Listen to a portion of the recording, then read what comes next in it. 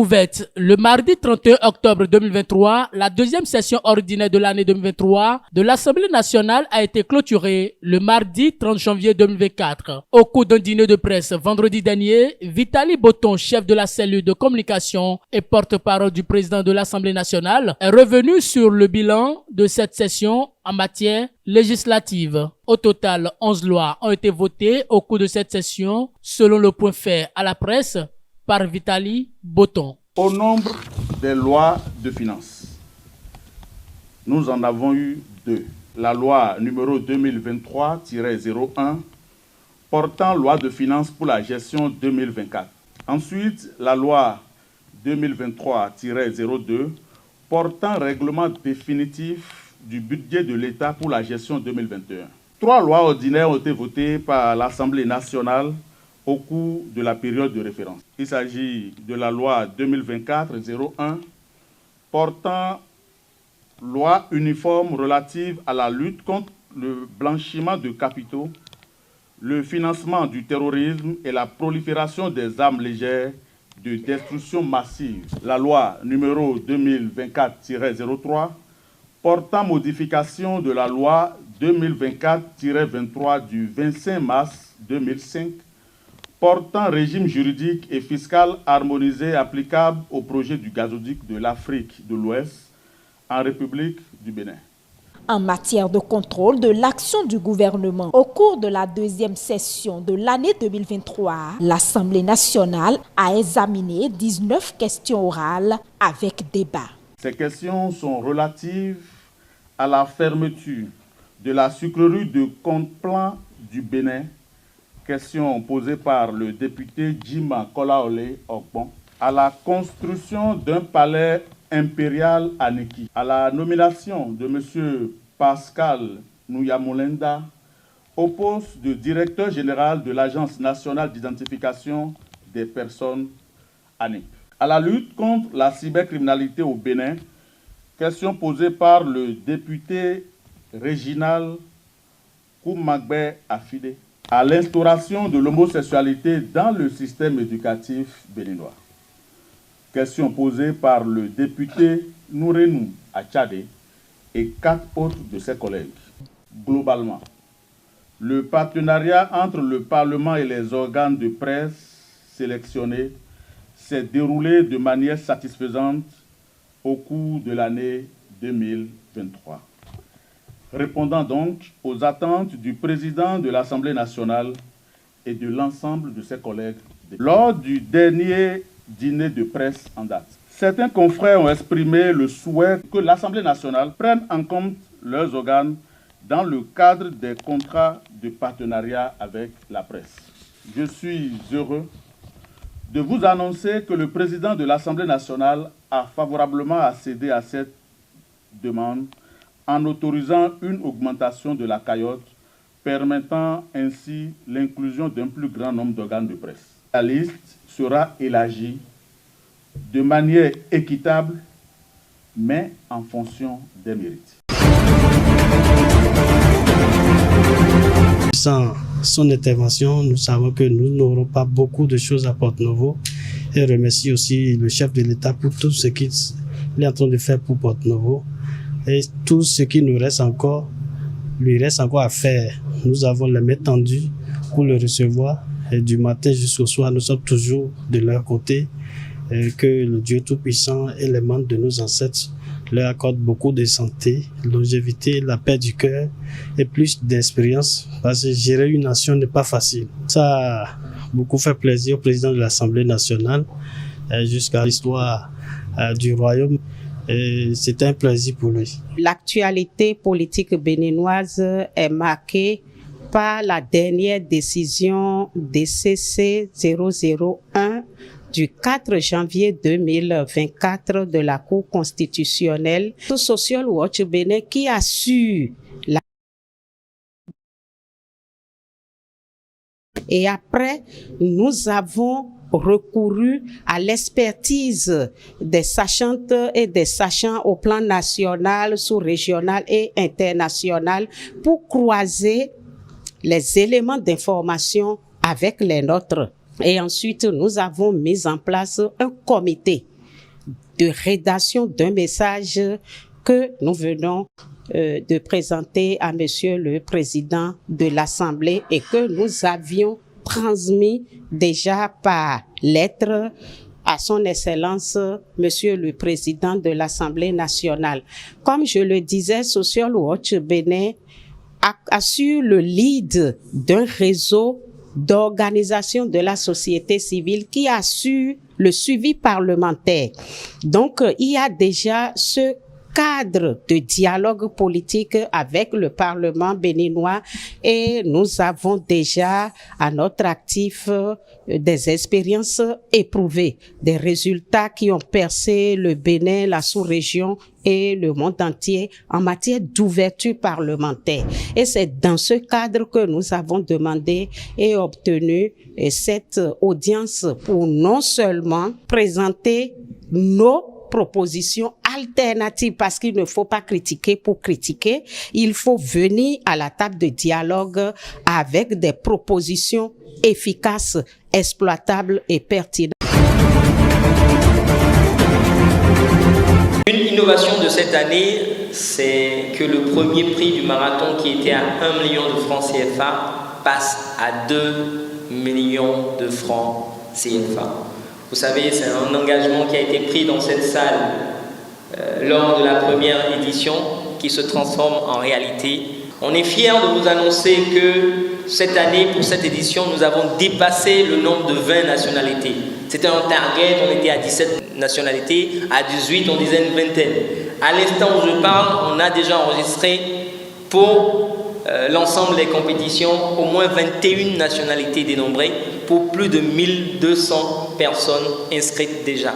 Cet engagement de la commune s'est d'ailleurs déjà traduit par une délibération du conseil municipal et la signature le 19 janvier dernier d'une convention de partenariat pour l'organisation annuelle de cette activité d'importance dans la ville de Cotonou. Je vous invite à vous associer à nous pour que d'ici 10-15 ans, on cite le marathon de Cotonou comme nous citons aujourd'hui le marathon de Paris, le marathon de Boston, le marathon des grandes villes que nous citons. Cette année, j'ai reçu l'honneur d'être l'ambassadeur du marathon Be The Best, le grand marathon de Cotonou. La spécificité de cette année, c'est que le marathon rend hommage aux femmes, aux mères, à nos Amazones. Et nous avons initié un village, donc le village du marathon, qui aura sa place à la place de l'Amazone. Figure majeure de la philosophie africaine, le professeur Paulin Moutondi est décédé ce vendredi 2 février 2004 à son domicile de Cotonou, a informé sa famille. Il était dans sa 82e année. Les intellectuels béninois et africains saluent sa mémoire. Paulin Moutondi jouissait d'une grande notoriété internationale. Il a enseigné à Besançon et Kinshasa et cofondé le Conseil interafricain de philosophie. La quête du sens, j'aime beaucoup ce titre. Mais merci d'avoir choisi ce titre. Je me suis simplement dit, dans le langage et dans la vie en général, nous avons l'obligation de faire du sens. Nous n'avons pas le droit de dire ou de faire des choses qui soient du pur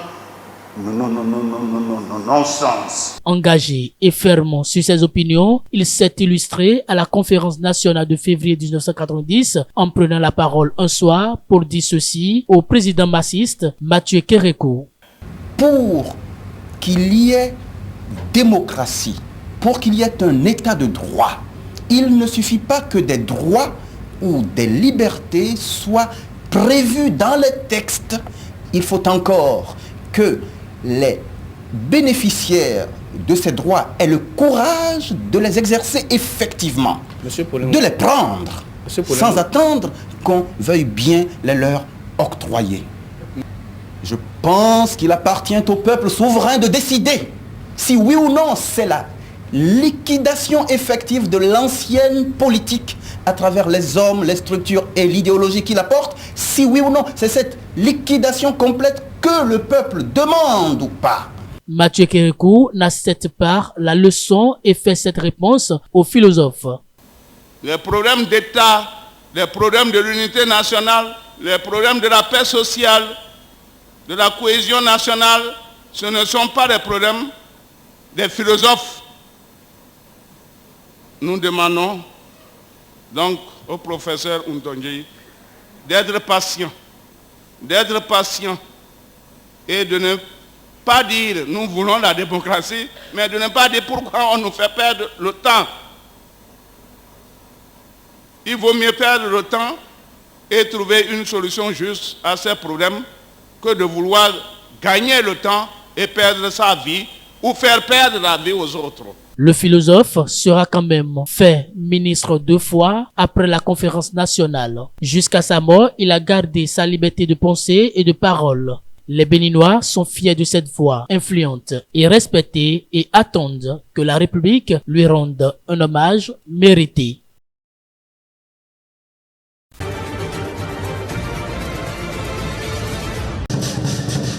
La communauté chinoise et les Nigérians se sont rassemblés ce dimanche à Lagos où ont débuté les premières festivités pour célébrer le nouvel an lunaire chinois. Sous le signe du dragon, cette nouvelle année sera officiellement célébrée le 10 février prochain. La Chine me manque aussi, mais je pense que maintenant, la fête du printemps chinois n'appartient pas seulement à la Chine. C'est une célébration pour le monde entier. Ainsi, même si je suis au Nigeria, je peux ressentir l'hospitalité des Nigérians. Je peux sentir que je suis dans un deuxième foyer au Nigeria. Je pense que nous pouvons en tirer des leçons de renaissance culturelle. Ils célèbrent leur culture. Vous savez, c'est cela qui les maintient ensemble et les fait se développer. Nous avons abandonné notre culture. Vous pouvez voir la façon dont je suis habillée. J'aimerais célébrer ma culture. C'est exactement ce que nous sommes. Un homme qui perd sa culture est mort. La consul générale chinoise Yan Yuqin a participé aux festivités et a exprimé sa joie de voir les traditions de son pays célébrées à Lagos et dans les 4 coins du monde. Nous disons souvent que la fête du printemps est une fête chinoise, mais elle appartient aussi au monde entier. L'année dernière, l'ONU a annoncé que la fête du printemps chinois serait une fête internationale. Je suis très heureuse que les gens du monde entier, y compris au Nigeria, puissent célébrer ensemble le Nouvel An avec les Chinois. Le Nigeria et la Chine entretiennent des relations culturelles et économiques étroites ces dernières années. Le commerce bilatéral entre les deux pays a atteint 22,6 milliards de dollars en 2023.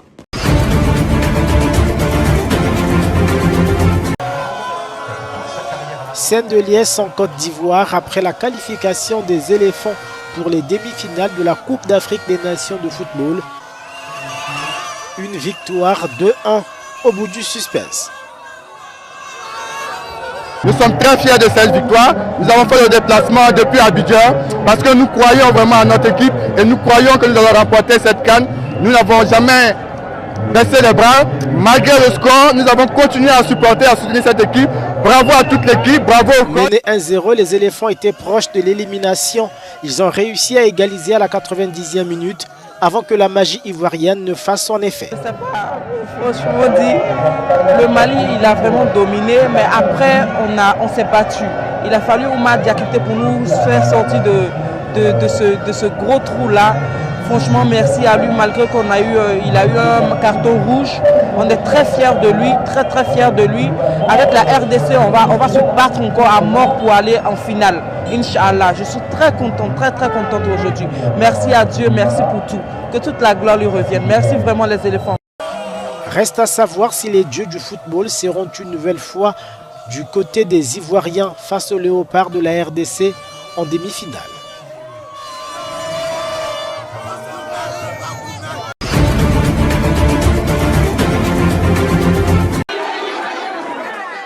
La joie du Parti démocratique sénégalais, les partisans de Karim Wade célèbrent le report de la présidentielle du 25 février prochain par le président Macky Sall.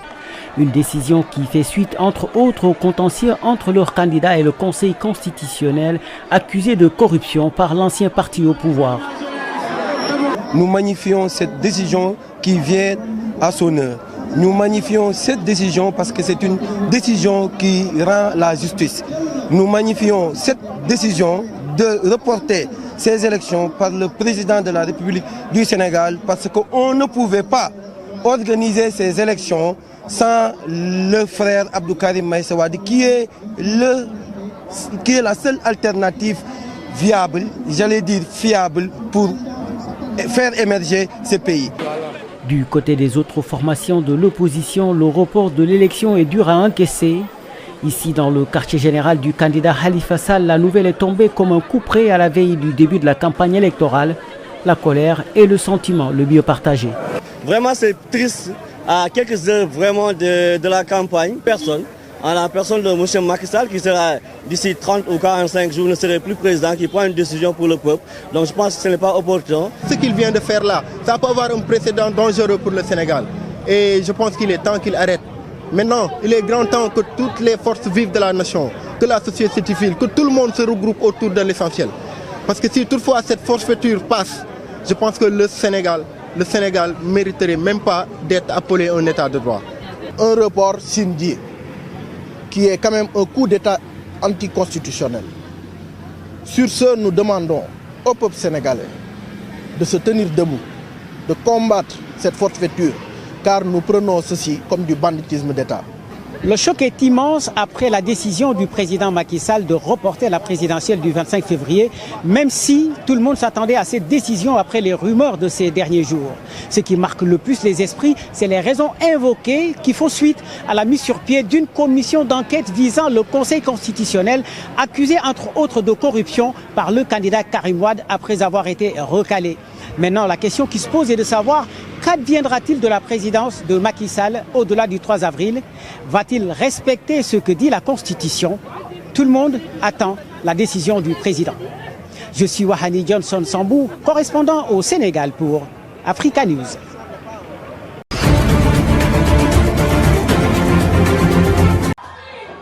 Une énorme boule de feu au-dessus des immeubles à Nairobi. Cette vidéo a été tournée par un témoin de l'explosion de gaz dans un quartier de la capitale kenyane. Philippe Awinyo Jérémia, 19 ans, était loin d'imaginer que sa vidéo, tournée avec un téléphone portable, allait devenir virale. J'étais dans un état de panique parce que c'était un énorme feu. On aurait dit qu'il faisait jour. C'était une énorme boule de feu qui a littéralement englouti le bâtiment par l'arrière. Et c'est ainsi que j'ai pu enregistrer le drame. Selon les autorités kenyanes, des bouteilles de gaz de pétrole liquéfié ont explosé dans un dépôt illégal situé dans un quartier résidentiel. Au moins 3 personnes ont été tuées, 280 ont été blessées, dont 24 grièvement d'après la Croix-Rouge. Un certain nombre de voisins qui ont également vécu à Nyayo State ont soulevé la même préoccupation concernant l'usine à gaz et l'odeur de fuite de gaz, et ceci dans un tweet depuis 2017. Quelqu'un avait tiré la sonnette d'alarme. Il avait dit qu'il était parti à la NEMA, mais personne n'avait réagi. Le dépôt avait été démoli à 2 reprises. Son propriétaire reconnu coupable d'exploitation illégale d'une entreprise de remplissage de gaz en main.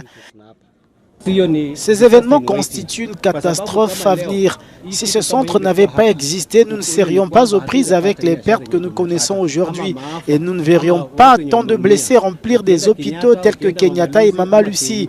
J'étais présent et j'ai même supplié le médecin de me laisser sortir. Les personnes que j'ai laissées derrière moi à contre-cœur ressemblent à des poulets vulnérables. Le feu a été maîtrisé par les pompiers kenyans après plusieurs heures.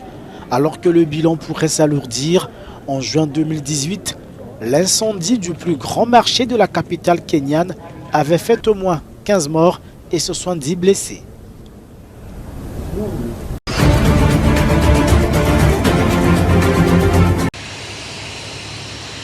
Le président namibien Agé Gengob est décédé dimanche à l'hôpital Lady Pohamba de Windhoek, la capitale, où il était soigné pour un cancer. L'annonce a été faite par la présidence dans un message sur le réseau social X, précisant qu'il s'en est allé entouré de son épouse Monica Gengob et de ses enfants. Il avait 82 ans. Sa santé était loin d'être un fleuve tranquille ces dernières années.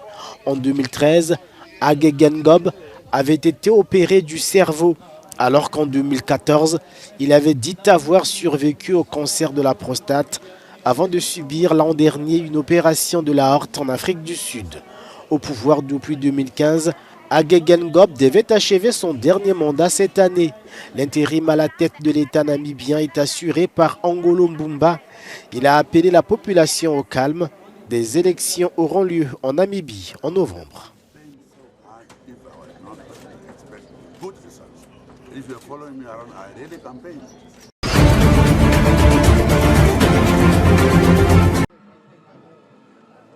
Tyson Fury a sollicité et obtenu le report de son combat contre Alexander Usyk suite à une blessure à un œil lors d'un entraînement. Le combat en vue de l'unification des ceintures mondiales dans la catégorie reine des poids lourds, prévu le 17 février, doit désormais se dérouler le 18 mai en Arabie Saoudite.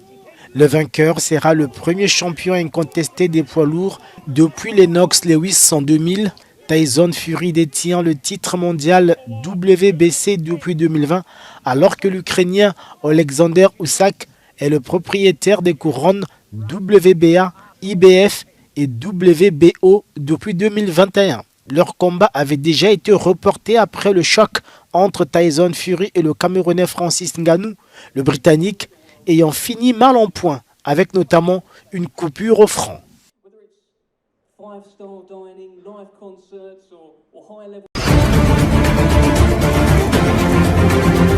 Des camions chargés d'aide humanitaire ont été aperçus samedi entrant dans la bande de Gaza depuis le poste frontière avec l'Égypte de Rafah.